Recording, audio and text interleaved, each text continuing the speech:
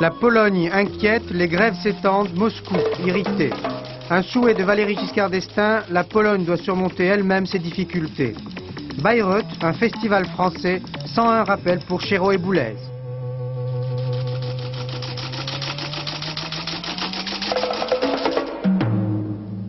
Madame, mademoiselle, monsieur, bonsoir. La Pologne est située dans la zone de sécurité de l'Union soviétique. La situation de notre pays s'est développée dans une direction dangereuse. Il reste impossible d'affirmer que le cours des événements qui est de nature à mener le pays à une catastrophe nationale ait été arrêté. Tous les Polonais ont pu lire ce matin dans Tribuna Ludu, le journal du parti, ces quelques phrases écrites par un des membres du comité central, M. Wojna. À Varsovie, le pouvoir s'inquiète de la tournure prise par les événements. La situation lui échappe et même le discours prononcé hier et très exceptionnellement retransmis à la télévision du cardinal primat de Pologne n'a pas eu l'effet escompté, c'est-à-dire la reprise du travail. Au contraire, après les ports de la Baltique et Stettin, aujourd'hui Lodz et Wrocław ainsi que d'autres cités industrielles sont touchées. Les négociations ont pourtant repris après 18 heures d'interruption, mais elles sont très difficiles. Alors, regardez ces images, nous allons entrer dans le chantier naval Lénine, c'est à Gdansk. Le dialogue va commencer, les ouvriers sont présents, ils vont suivre toute la discussion d'hier soir. Ces auditeurs attentifs et graves, cette foule immobile, dans un décor qui déjà nous est familier, les travailleurs des chantiers navals baltes, pendant les pourparlers avec l'envoyé de Varsovie hier.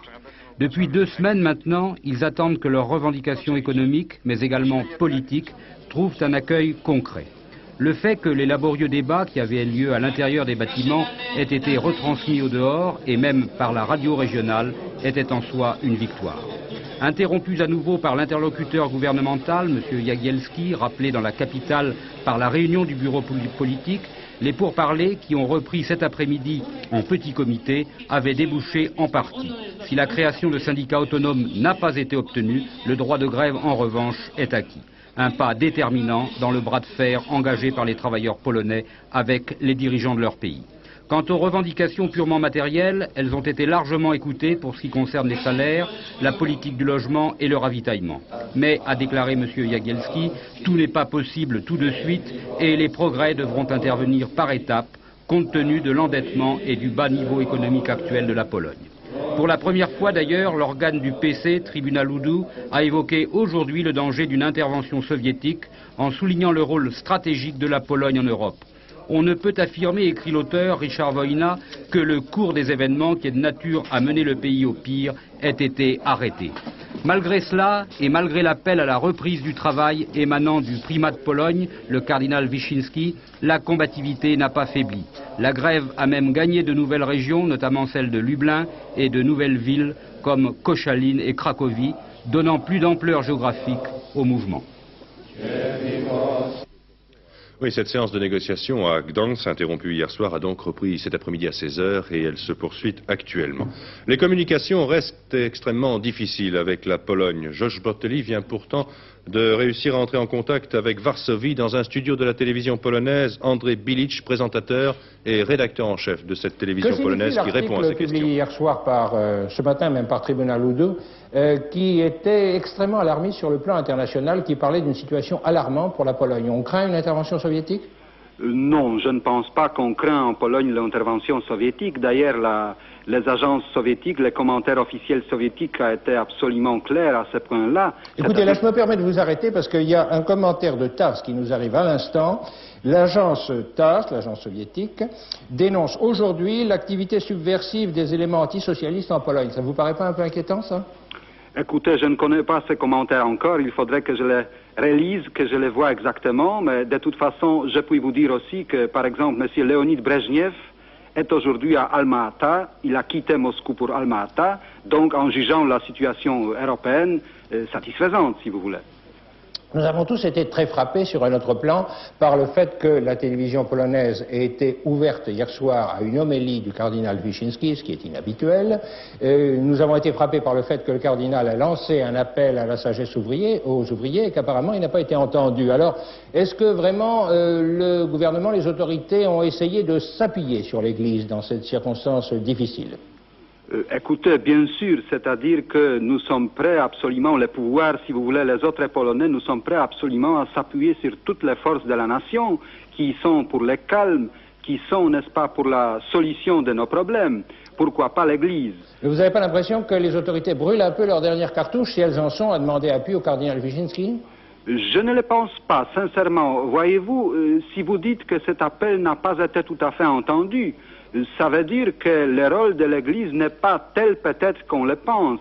C'est-à-dire le rôle de l'Église est très important en Pologne quand il s'agit parfois d'une action contre, n'est-ce pas, destructive, mais quand il s'agit de faire de quelque chose de très constructif par rapport à l'opinion publique, ça devient un peu plus compliqué, un peu plus complexe, si vous voulez. Andrzej Bilik, depuis la dernière fois que nous nous sommes parlé, c'était la semaine dernière, beaucoup de choses ont changé en Pologne, beaucoup de choses et beaucoup de gens aussi d'ailleurs. Est-ce qu'on a l'impression à Varsovie d'un changement profond qui est en route, qui est en cours? Je pense sincèrement que nous sommes en train de vivre des jours très, très importants, très décisifs, dans le sens d'une démocratisation profonde du système polonais, du système socialiste polonais. Alors ces jours-là, vraiment, me semblent très importants. Je vous remercie beaucoup. Merci. Journée très importante donc en Pologne, mais inquiétude aussi en Occident. Le président Giscard d'Estaing a souhaité ce matin que la Pologne puisse trouver en elle-même les moyens de surmonter ses difficultés et de répondre aux aspirations de son peuple. L'existence et le rôle de la Pologne, déclare aussi le chef de l'État, revêtent une importance fondamentale pour l'équilibre et la paix de l'Europe. Pour cette prise de position, la première depuis le début des événements en Pologne, le chef de l'État avait choisi le cadre solennel du Conseil des ministres, d'autant plus solennel d'ailleurs qu'il marquait le 4e anniversaire de l'arrivée à Matignon de M. Raymond Barre. Le président de la République a profité de cet anniversaire pour assigner 4 objectifs au gouvernement. La ligne de l'action, a dit le président de la République à M. Raymond Barre, doit être hardiment conçue, clairement classée et conduite avec fermeté dans le respect de la solidarité et de la liberté des Français. À l'issue du déjeuner qui a suivi ce conseil, le chef de l'État a félicité le Premier ministre pour le travail tenace et clairvoyant accompli depuis 4 ans. La pêche. À l'Élysée, ce matin, on ne devait pas en débattre longuement, mais on en a tout de même parlé. Une approbation pour les mesures annoncées hier par M. Joël Le Teul et aussi une confirmation, le gouvernement maintiendra la libre circulation et navigation dans les ports. Sur place d'ailleurs, aux 2 points névralgiques, c'est-à-dire Fos et Antifer, les marins pêcheurs ont finalement renoncé. Point sensible aujourd'hui, Boulogne-sur-Mer, ce sont les transporteurs. Le gouvernement maintiendra la libre circulation et navigation dans les ports. Sur place d'ailleurs, aux 2 points névralgiques, c'est-à-dire Fos et Antifer, les marins pêcheurs ont finalement renoncé. Point sensible aujourd'hui, Boulogne-sur-Mer, ce sont les transporteurs routiers qui se sont mis en colère. Depuis ce matin, ils bloquent totalement la ville. Le port est isolé par des camions, les grands axes routiers sont coupés. Seuls les pompiers, les ambulances et les médecins pouvaient circuler. Et puis, en fin d'après-midi, et vous voyez ces images, ce sont les marins pêcheurs qui sont descendus dans la rue. Dominique Laurier et Pascal Stelletta ont passé toute la journée à Boulogne-sur-Mer. Ici, les choses se compliquent. À la paralysie du port s'ajoute aujourd'hui le blocus de la ville. En effet, après la rupture hier des négociations, des poids lourds bloquent à leur tour les principales routes. Les transporteurs, soutenus par les industriels de la pêche, veulent ainsi protester contre, disent-ils, une atteinte à la liberté du travail, car les grévistes interdisent toute sortie du poisson. Parfois, piquets de grève des marins-pêcheurs et transporteurs sont face à face. Pas d'incident, mais une tension difficile et surtout la colère. Tout le monde est bloqué, tout le monde va être asphyxié et Boulogne va disparaître. Financièrement, on n'a plus rien. On n'a plus rien financièrement. Physiquement, on tiendra tout le courant. Ce blocus spectaculaire s'est étendu rapidement à l'ensemble de Boulogne. Au port, où tout est arrêté, au centre-ville, où les grandes rues sont fermées à la circulation, et enfin, aux principales routes à l'entrée de la ville. Au total, près de 100 poids lourds paralysent la cité.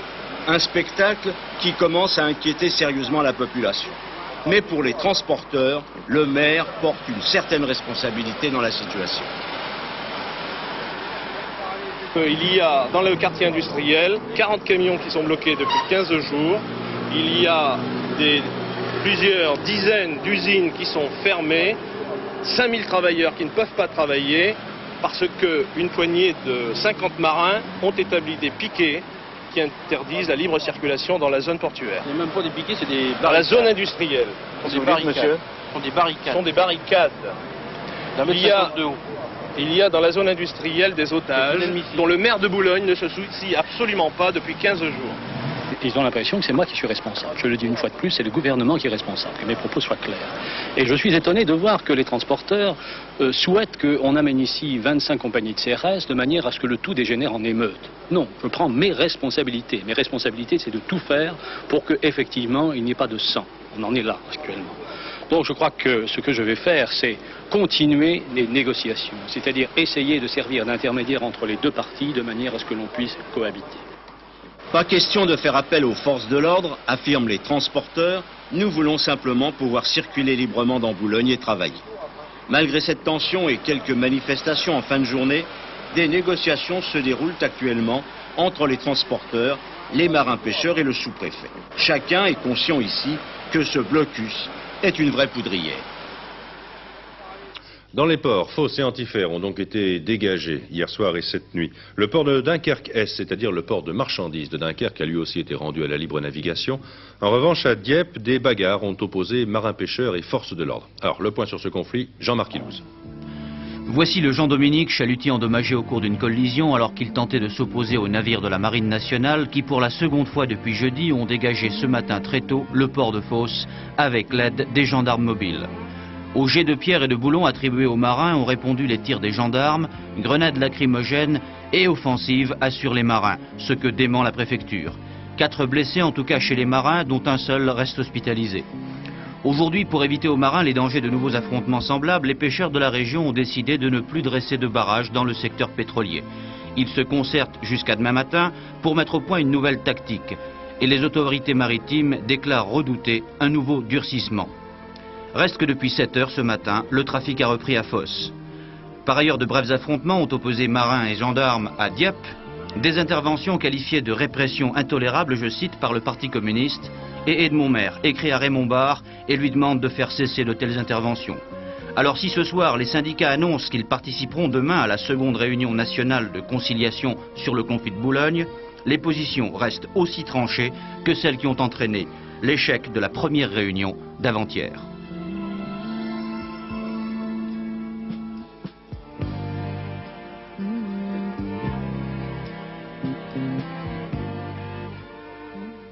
Monsieur Yves Lancien, qui est député RPR de Paris, demande la création d'un grand ministère de la mer. Monsieur Crépeau, le président du mouvement des radicaux de gauche, fait la même demande. Le maire de La Rochelle préconise aussi un plan de relance qui porterait sur la gestion des stocks de poissons, la réforme du crédit maritime et l'adaptation de la pêche aux conditions modernes.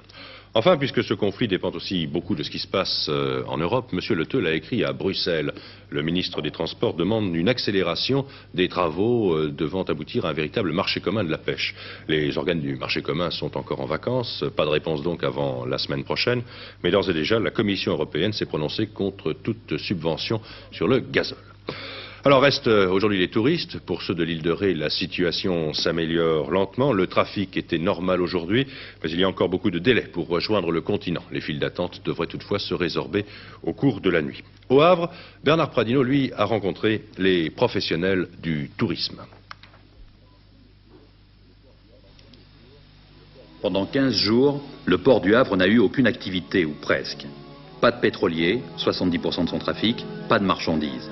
Perte quotidienne, 5 millions de francs pour la direction du port. Des milliers de conteneurs ont été détournés sur Anvers ou Rotterdam. Les transporteurs de produits alimentaires s'estiment lourdement pénalisés. Vous voyez des conteneurs qui sont ici et qui auraient dû partir il y a 3 semaines. Les deux qui sont ici. Les deux qui sont ici, il y a 2 20 pieds, puis un gros 40 pieds là derrière, qui sont pleins de marchandises. On n'ose pas les ouvrir parce que c'est la marchandise qui souffre.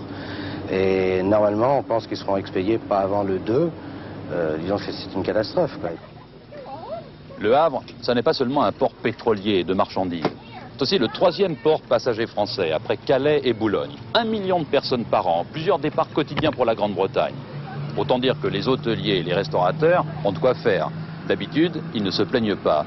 Aujourd'hui, après 15 jours de blocus, ils sont beaucoup moins contents. Nous avions environ 40 à 45 personnes par jour de prévu et nous nous retrouvons avec 6, 8, 10, 11 petits déjeuners le matin. On a eu quand même un manque de clientèle, si vous voulez, surtout d'anglais, par l'interruption des ferries, et une forte augmentation des prix du poisson. Moins de poissons et oui, plus moins cher. De poissons et donc automatiquement plus cher. Les touristes de passage, les Anglais principalement, vont maintenant prendre le bateau en Belgique. Là encore, les conséquences de la grève des pêcheurs sont sensibles. En période touristique, nous transportons jusqu'à 3 à 4 000 passagers par jour.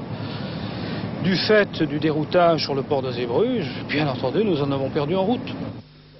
Les habitants du Havre ne portent pas de jugement sur la grève des pêcheurs. Ils la comprennent, mais jusqu'à un certain point. En gros, on reproche aux pêcheurs d'en avoir trop fait.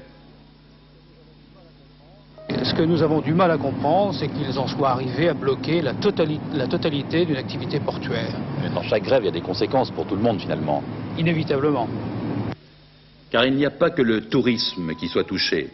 La réparation navale également, ainsi que plusieurs professions qui dépendent de l'activité du port. Depuis ce matin, les bateaux passent à nouveau. 15 jours d'arrêt, m'a dit le PDG du port du Havre, cela n'est pas irrécupérable. En raison du Conseil des ministres qui s'est tenu ce matin, les marins-pêcheurs attendaient beaucoup de cette journée. Mais le gouvernement s'est montré finalement assez peu disert. Alors Philippe Sassier, comment est-ce que l'on peut expliquer cette attitude gouvernementale? Oui, le communiqué du Conseil des ministres est très clair. Il s'agit à Boulogne, c'est-à-dire pour la pêche industrielle, d'un conflit interne à la profession. La solution doit être recherchée par des négociations entre armateurs et marins. Alors certains ont été déçus ou surpris devant ce laconisme ministériel, parce que l'on attendait, peut-être à tort, des déclarations et des propositions un peu plus étincelantes. On les attendait d'autant plus que chaque jour, le nombre de bateaux ou de voyageurs détournés des ports français vers des ports étrangers ne cesse de croître. En fait, ce laconisme affiché, si l'on peut dire, peut s'expliquer par un double refus. D'abord celui d'augmenter les prix du gazole, et sur ce point-là, pas question de céder. Du reste, Patrick, vous l'avez dit tout à l'heure, la Commission de Bruxelles vient de réaffirmer son opposition à toute subvention du prix du gazole qui déjà, en France, est complètement détaxé. Ensuite, le gouvernement ne veut pas paraître cédé devant 25 000 pêcheurs au moment même où l'on va rentrer en période électorale et où de nombreux signes laissent prévoir des conflits sociaux assez durs dans les semaines qui viennent. À cet égard, la pêche sert un petit peu de test social et politique à la rentrée. Le gouvernement compte donc, semble-t-il, sur les discussions, sur les propositions faites hier par M. Le Teul et sur le plan pêche qu'il avait présenté le 2 avril pour débloquer la situation. À vrai dire, celle-ci, pour le moment, apparaît plus que jamais figée. Mais on peut se poser la question de savoir si le gouvernement fait un bon calcul, alors que CFDT, qui sont loin d'être unitaires dans ce conflit, crient en chœur que les propositions faites par M. Le Teul sont tout à fait insuffisantes. En tout cas, cette situation ne peut pas s'éterniser parce qu'elle coûte très cher aux marins, aux marailleurs, aux industriels, aux installations portuaires et en fait également à l'État. M. Brejnev a écrit le 13 août dernier à M. Valéry Giscard d'Estaing. Le numéro 1 soviétique évoque dans ce message une éventuelle négociation entre l'URSS et les États-Unis sur la question des armes nucléaires de terrain, c'est-à-dire les armes nucléaires tactiques et probablement la bombe à neutrons. M. Bakhtiar a changé d'adresse. Je ne vous donnerai pas sa nouvelle adresse. Après l'attentat dont il avait été victime le 18 juillet et qui avait causé la mort de 2 personnes, l'ancien Premier ministre iranien a décidé de quitter Neuilly. La police et ses voisins souhaitaient ce départ. M. Bakhtiar a loué une maison, ce qui sera plus facile à protéger. La hausse des prix pour juillet, elle sera de 1,5%. Le chiffre sera rendu public demain. Depuis le début de l'année et pour les 7 premiers mois, la hausse des prix frôle les 8,5%. Moscou juge le Parti socialiste. M. François Mitterrand se place à l'extrême droite de l'éventail politique français. C'est l'hebdomadaire Temps Nouveau, l'hebdomadaire moscovite qui le dit. La revue qualifie M. Mitterrand de défenseur de la politique militariste de l'OTAN et d'avocat de l'accentuation de la tension dans les relations internationales. Nouveau signe de tension chez Renault à Boulogne-Billancourt. La CGT et la CFDT appellent à un arrêt de travail de 2 heures vendredi matin. Motif de cette grève, le licenciement du délégué CGT de Boulogne-Billancourt et les craintes que suscite le plan de modernisation de cette usine. En Angleterre, et pour la première fois depuis près de 50 ans, le cap des 2 millions de chômeurs vient d'être dépassé. L'Angleterre compte très exactement 2 208 chômeurs. Enfin, la Chine, ça bouge à Pékin. L'évolution politique de l'après-maoïsme semble s'accélérer. D'habitude, ce genre de changement d'orientation se fait par toutes petites touches. Aujourd'hui à Pékin, c'est le spectaculaire qui l'a emporté. Septembre 76, la Chine pleure Mao Tse-tung. Ceux des plus affligés, et même ceux qui militaient très fort pour le changement, tout cela ne pouvaient croire ou espérer que presque 4 ans après la mort de Mao, on ferait disparaître ses portraits. Et pourtant, tout cela s'est passé presque dans l'indifférence. Quel symbole que de voir poser à terre la photo de celui dont on disait que contrairement à la lune et au soleil, sa pensée ne disparaissait jamais. L'enlèvement des portraits de Mao Tse-tung, quelques jours avant l'ouverture de la session plénière de l'Assemblée nationale populaire chinoise, est un signe qui montre bien que les remaniements de fonds souhaités par Deng sont sur le point d'aboutir. Le changement le plus important serait que Roi Kofeng quitte ses fonctions de Premier ministre. Il serait remplacé par M. Yao Yingyang, l'un des bras droits de Deng Xiaoping. Et à plus long terme, Deng Xiaoping prendrait, lui, sa retraite, après qu'il ait pris l'assurance que sa ligne politique pragmatique ne soit plus remise en question. Alors ces jeunes Chinois risquent de ne plus entendre parler de la pensée de Mao Tse-tung. Le Tour de France à la voile. Les bateaux sont restés dans le port de Bormes-les-Mimosas aujourd'hui. Impossible de sortir, il y avait trop de vent. De l'autre côté de l'Atlantique, le bateau du baron Bic, France 3, a eu lui juste le vent qu'il lui fallait. Opposé dans la Coupe de l'América au bateau britannique Lionheart, France 3 l'a finalement emporté par 4 régates à 2. 54 secondes pour une portion de paradis. Le grand rêve du baron Bic est en train de se réaliser. France 3, après avoir accédé à la finale des Challengers, n'a plus qu'un obstacle à franchir pour défier enfin les Américains. Malgré cet abordage qui faillit coûter la victoire aux Français sur le tapis vert, c'est assez facilement que France 3 a dominé la dernière régate. Les réclamations de Lionheart ne servirent à rien.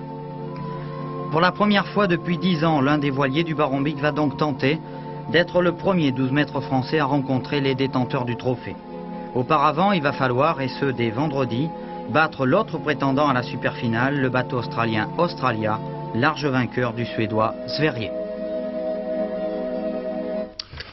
Demain, dans Antenne de midi, à 12h45 donc, nous allons parler du littoral français. Les vacances se terminent et cette année on a beaucoup évoqué encore l'entassement et la surpopulation sur les côtes françaises. Et certains se posent même des questions sur la survie des plus beaux sites. Alors, Daniel Grand-Clément, qui se trouve à Sainte-Maxime, recevra demain midi M. André Lançon, qui préside l'Union régionale nature. Et puis M. Michel Dornano répondra aux questions que l'on se pose. Mais si l'on s'inquiète pour le littoral sur la côte méditerranéenne, on s'inquiète aussi beaucoup pour la mer. À Rio de Janeiro, un film français a obtenu le premier prix au Festival du film scientifique. Réalisé par Jean Beau, ce film s'intitule « Pollution et nuisances sur le littoral méditerranéen », des images accablantes.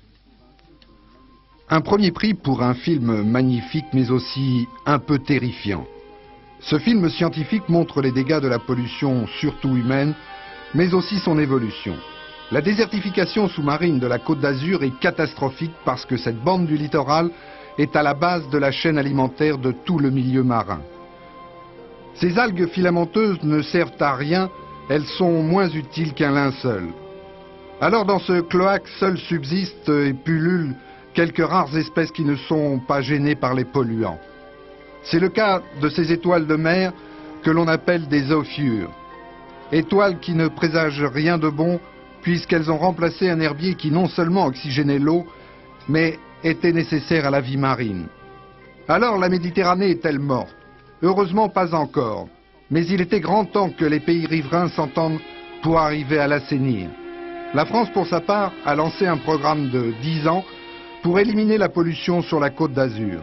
Mais, on le voit sur ces images, il faudra plus que cela pour que la vie sous-marine redevienne normale. Il y a 25 ans, cette zone était considérée comme très riche. Mais sans pollution, il faudra des dizaines d'années et des dizaines d'années pour retrouver un aspect normal. Le jour où l'herbier de Posidonie, ces herbes qui apportent de l'oxygène dans l'eau, remplaceront ces bêtes affreuses que sont les zoophures, la bataille sera gagnée, mais ce sera long. Je vous propose maintenant de terminer cette édition sur un triomphe, celui de 2 Français. Il ne s'agit pas de sport, cela se passait hier soir à Beyrouth. Pendant 1h30, les fanatiques de Wagner ont ovationné hier soir Pierre Boulez et Patrice Chéreau. 90 minutes d'applaudissements, 107 rappels. C'était la dernière représentation de la tétralogie et pour la première fois, une caméra, celle d'Antenne 2, pénétrait à Beyrouth. Georges Bégou vient d'ailleurs de rencontrer Patrice Chéreau. 85 minutes d'applaudissements, 101 rappels. Alors, dans quel état vous êtes-vous senti hier? Comment avez-vous appréhendé ce triomphe? Oui, ça fait. Je ne voudrais pas avoir l'air dégoûté non plus, ça fait toujours plaisir, évidemment. Mais ce qui me semble important, c'est qu'on soit quand même finalement arrivé au bout de ce qu'on voulait avec ce spectacle. C'est-à-dire qu'en 5 ans, on a réussi à faire, d'abord à convaincre le public de Beyrouth, ensuite à le changer, même en partie, et que qu'on soit arrivé, Pierre Boulez et moi, à faire que le spectacle existe et qu'il existe comme on le voulait finalement. Vous avez eu des difficultés, ça veut dire que Bayreuth c'est quelque chose de très particulier. Est-ce qu'on peut l'expliquer rapidement? Oui, Bayreuth est quelque chose de particulier parce qu'il y a depuis très longtemps toujours une sorte de culte de Wagner, comme ça, qui est un culte exagéré. D'ailleurs, d'une certaine façon, les haines qui ont provoqué cette mise en scène, les sifflets et tout ça étaient exagérés. De même, d'une certaine façon, le succès actuel est aussi exagéré en partie. Je veux dire que ce qui est intéressant dans Bayreuth, c'est que d'un endroit qui était, entre guillemets, un temple, d'un endroit qui était voué un peu au culte de Wagner, et depuis l'après-guerre, finalement, les héritiers de Wagner en ont fait un théâtre en parfait ordre de marche dans lequel on peut expérimenter des choses, d'en faire, selon leurs propres termes, un atelier. C'est d'abord un très très beau théâtre, un bâtiment magnifique, avec une acoustique parfaite, et c'est un théâtre dans lequel on peut vraiment travailler, se concentrer sur un spectacle et faire que ce spectacle aille jusqu'au bout de l'idée qu'on essaie de lui insuffler. Peu de gens assistent au spectacle de Bayreuth et pour cause, les places sont prises un an à l'avance. Alors, Wagner, ça a pourtant une actualité qui intéresse tout le monde.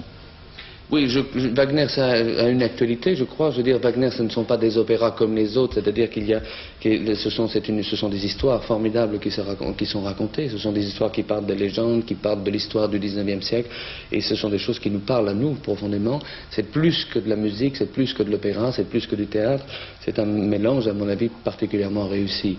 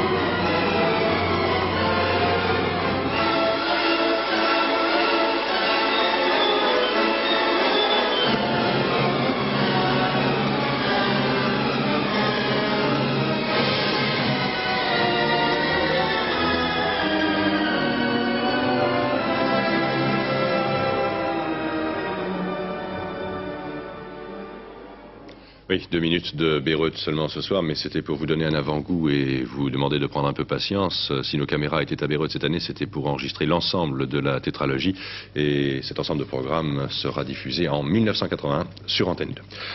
Il y aura un quartet demain à Deauville, cela se passera dans le prix de Sassy. Alors Pierrette Bress m'a téléphoné ses derniers favoris.